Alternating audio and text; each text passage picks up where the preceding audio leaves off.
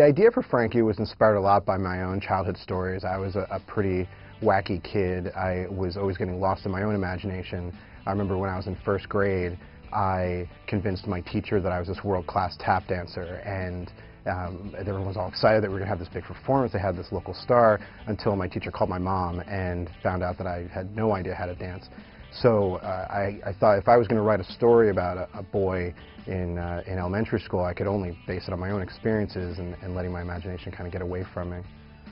One of the great parts about getting to work on Frankie is that I get to both write and illustrate the book. The writing process only takes about 3 weeks from the point where I first started to the process of revisions. The drawing part, however, takes several months. So from start to finish, Frankie takes about 6 months to complete, and of that, just a few weeks of writing and a lot of drawing.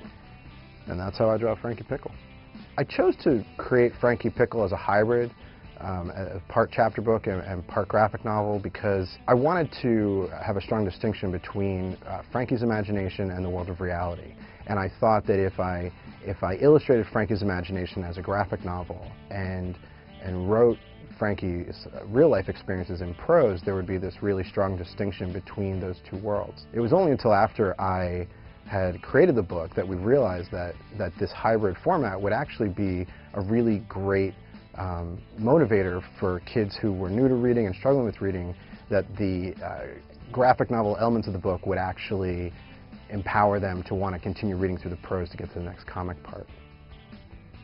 We have a lot of exciting adventures coming out for Frankie Pickle. In February, Frankie Pickle and the Pine Run 3000 comes out.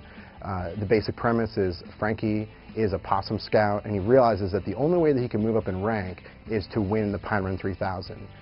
But in order to do that, he's going to need a little help from his dad. I hope that kids take away from Frankie the notion that any problem can be solved with a little creativity.